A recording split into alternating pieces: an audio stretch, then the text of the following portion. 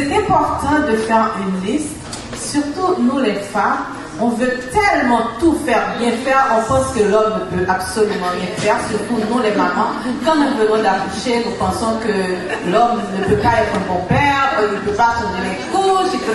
Donc, il faut, Dieu nous a créés d'une façon qu'on est capable de remplir plusieurs rôles. Et vous savez, il y a des fois que vous bloquez les bénédictions de Dieu parce que vous n'êtes pas capable de gérer ce que Dieu vous donne. Donc si vous ne gérez pas ce que Dieu vous donne, il ne va pas vous donner plus parce que vous n'êtes pas capable de mieux gérer.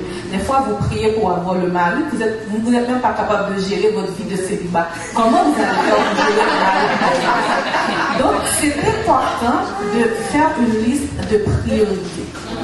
Priorité numéro 1, c'est Dieu. C'est pas le mari, c'est pas les enfants, c'est pas... Parce que vous êtes des ambassadeurs de Dieu. Vous représentez Dieu. Et moi, chaque fois que j'ai un projet, je vais dans mon lieu secret, je m'assois. Moi, je visualise toujours. Au dernier jour, je suis en avant de mon Dieu. Qu'est-ce que je vais lui dire? Comme pasteur l'a si bien dit, là, je sais pas moi, c'est vrai.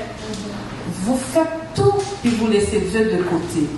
Le but final, là, c'est Dieu. Au dernier jour, qu'est-ce que tu vas lui dire? Tu pourras bien trouver toutes les excuses possibles et imaginables. Hein? Mais il va dire, je t'ai donné toutes les ressources. Tu étais là, mais tu ne l'as pas faite. Donc, quand tu mets Dieu en priorité, tu te lèves le matin, le premier bonjour, là, c'est à ton Dieu. Amen. Même si tu es marié, là, le premier bonjour, c'est à ton Dieu. Amen. La direction de ta journée, tu représentes Dieu, tu es un ambassadeur, tu dois connaître ton mandat. C'est quoi mon mandat? Amen. Amen. Et c'est la personne qui t'a donné le mandat qui va t'équiper, qui est capable de te dire exactement, voilà comment je veux que tu accomplisses ce mandat-là. Amen. Donc, si tu ne mets pas Dieu en priorité, tu mets le ministère en priorité, mais tu fais un ministère sans la personne qui t'a confié.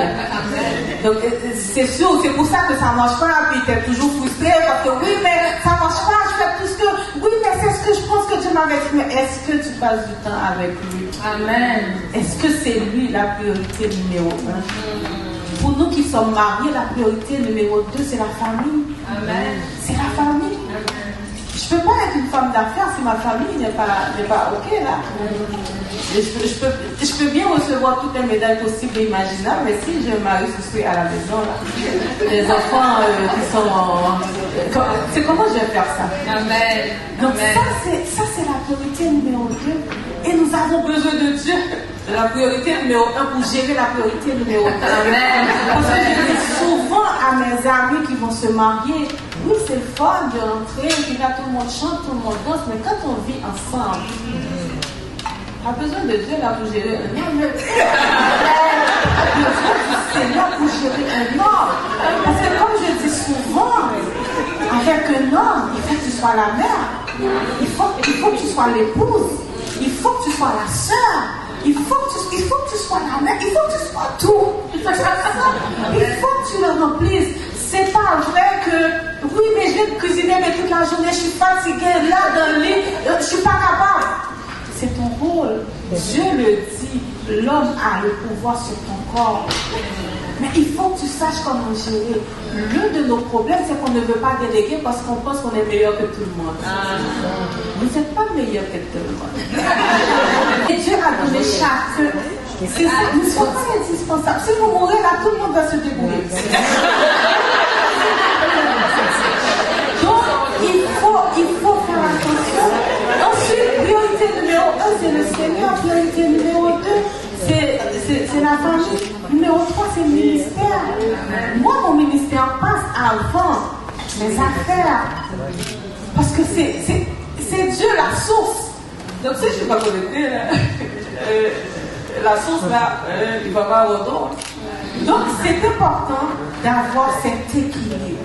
C'est important de s'asseoir. Nous, les femmes, on ne veut pas s'asseoir. Il faut que tu t'assoies. Une fois par semaine, trouve-toi une journée pour toi. Les enfants, le mari. Amen. Est-ce qu'on peut dire amen à ça? C'est très important. Parce que comme je dis souvent à mon mari, une femme malheureuse, là, la famille va être malheureuse. Mais une femme qui est bien dans sa peau, qui est heureuse, la famille va être. Amen. On va faire plus ce qu'on nous demande là. Amen. Parce qu'on est heureux. Amen. On se sent tellement bien supporté. Donc, c'est important. C'est important. C'est pas un luxe. C'est pas un luxe d'aller au spa une fois par trimestre. Non, c'est pas un luxe. C'est un besoin.